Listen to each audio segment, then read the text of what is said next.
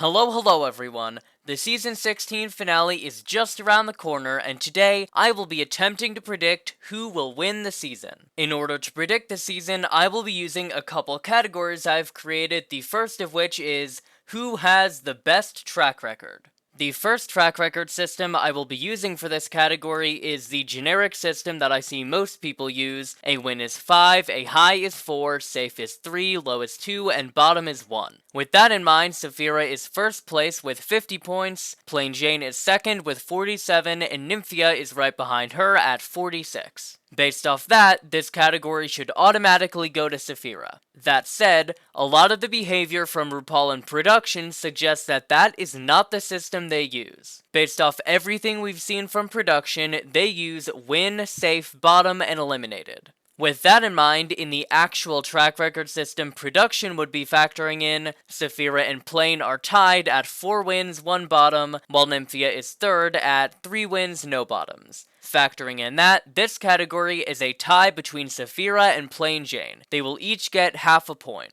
The second category revolves around who has the best case to win. For that, I will be making the argument of why should blank win for each of the queens, and based off that, determining who has the strongest case. First, let's take a look at Nymphia Wind. Nymphia is the physical embodiment of uniqueness. I know production needlessly critiqued her a couple times for wearing yellow too much, but let's be honest, Nymphia Wind had one of the most versatile runway packages we have ever seen. Every single runway she wore was something unique, but it was also still well branded to Nymphia. I would argue that the vast majority of looks she wore could have been on a mannequin backstage and you still would be able to tell, oh, that's Nymphia's runway. Nymphia's level of uniqueness was on full display throughout the various sewing challenges of the season. Season 16 had the queen sew 3 garments, and every single time, Nymphia brought something completely unique to the table. In the ball, she was able to do that insane tie construction thing that I still don't understand. In episode 2, she was able to show a completely new aesthetic from anything we'd seen from her, especially in the silhouette. Then finally, in the goth challenge, she did the best job of fitting the theme of classical goth. It was an incredibly well executed concept and very deserving of a win.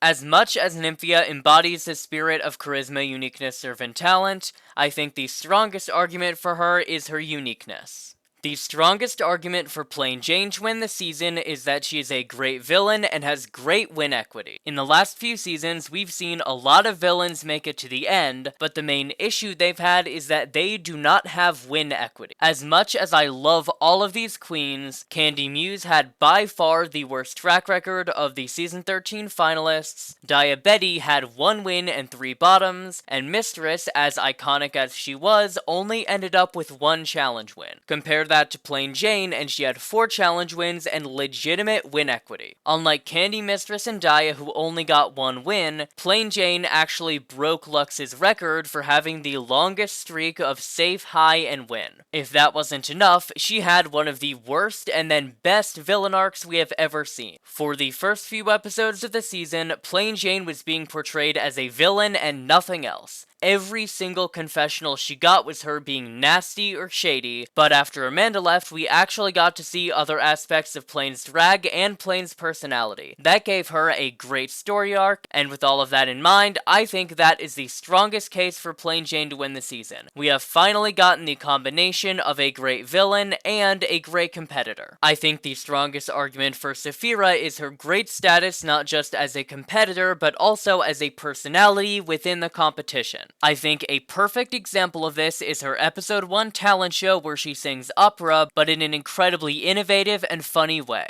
While this performance is just all around good, I believe that the most telling part about Saphira competitively happens after the talent show airs. It is not very often that after a talent show, RuPaul will volley with the queen, but if she does, it is always a good sign. It happened with Anitra after her talent show, and it happened with Saphira. Both of them had RuPaul absolutely losing it, and it showed off that outside of just being a strong competitor, they had a great personality. We saw this time and time again throughout the season. Outside of her personality, I've said it before, Saphira is just an all-around great competitor. On season 16, Saphira's weak point outside of the single flop in the makeover was placing 3 times in a row in RDR Live, girl groups, and that design challenge. All of these challenges, she was either deserving of being in the top or on the higher end of safe, and when that is your weak point, you know you are a great competitor. I think that is the strongest argument for Saphira. With all of that in mind, I'm going to be giving this category to Nymphia Wind. I think she has the strongest argument. If you disagree that any of these are the strongest argument for a queen, that is fair. Please let me know what you think the strongest argument is in the comments. The next category is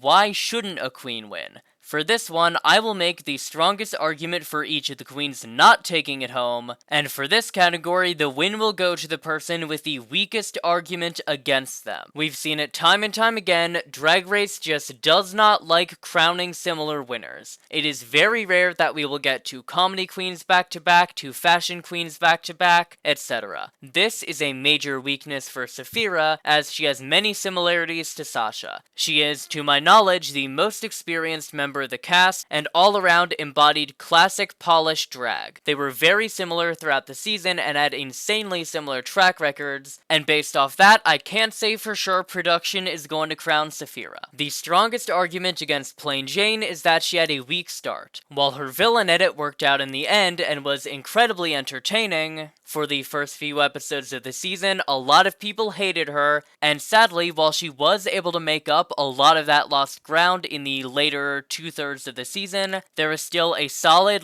10 to 20% of the fanbase that just hates Plain, and for that, I don't know if she would be able to contend with the other finalists in terms of fan support. I think the strongest argument against Nymphia is the complete loss of momentum she had for 6 episodes in a row. We had the Rusical and Snatch Game, both of which she gave a subpar performance. Then she had a redemption in the Goth Design Challenge, then was right back on the lower end in Political Anthems, boosted back up again for the Improv Challenge, and then right back down in the Bathroom Design Challenge. While she was able to make up that lost ground in the end, there was a relatively long period of the season where Nymphia was kind of just flatlining. I strongly considered having this category as a tie between Saphira and Nymphia, but in the end, I gave it to Saphira. While it is true that production has never crowned back-to-back queens from the same archetype, I don't think that is an actual rule. I believe that that is one of the quote-unquote curses, just like you can't win if you've been in the bottom twice, and you can't win if you win the Rusical. While it is technically accurate, it's not an actual rule, it's just a curse that hasn't been broken. The next category we will be looking at is fan support. This one is a bit more difficult, as at the time of recording, Drag Race has not actually made their fan support poll yet. I don't know if they're even gonna do it. With that in mind, this one I'm going to have to do based off vibes. For this category, there really isn't much to say. As much as I love Plain Jane and want her to win, I don't think she's going to take it home just based off fan support. While at this point, everyone respects Plain, I just don't think she has the momentum that someone like Saphira or Nymphia does. I've seen constant calls for a double crowning between the two, and while I don't feel that would be accurate, I am trying to be objective, and the two of them are the biggest fan favorites of the season. For this category, I cannot pick one over the other, giving us a current score tally of Saphira at 2, Nymphia at 1.5, and Plain at 0.5. The second to last category, and probably most important, is who does RuPaul want to win? This category is entirely reliant on the Final Four challenge, where we really got to see a lot of RuPaul's thoughts on the queens. As much as I love Plain Jane, I think this challenge may have done her in that regard. While on paper, it is just a challenge about branding a book, in reality, it is a challenge about branding yourself to RuPaul and showing off who you are as a drag queen. I hate to say it, but Plain Jane really dropped the ball in that department. Conversely, I think we saw Nymphia and Saphira both really succeed in that department. You could tell that RuPaul was really just vibing with them as people, and that goes a very long way in predicting a winner.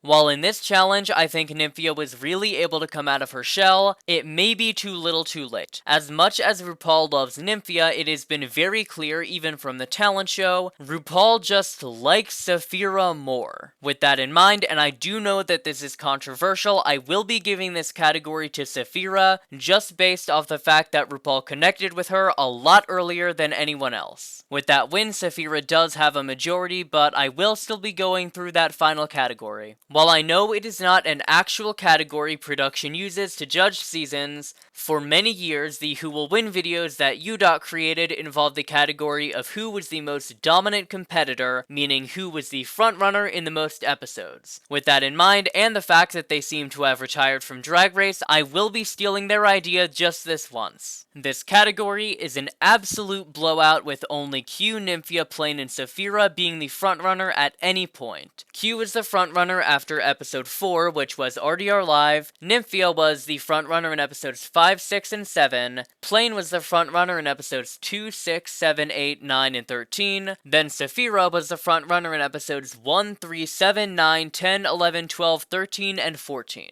With that in mind, Saphira wins the category. She has a total score of 4 out of a possible 6. This was an incredibly dominant showing, and she was definitely the favorite to win the season. Nymphia is in second at 1.5, and then Plain is at 0.5. While I will not say 100% yes, Saphira is winning this season, she is 100% my prediction, and if I had to put money down on someone, I would put money on Saphira. Hey, it's Drag Race Rejudged. Do you want gay Well then check out the RuPaul's Drag Race Rejudged YouTube channel and hit subscribe.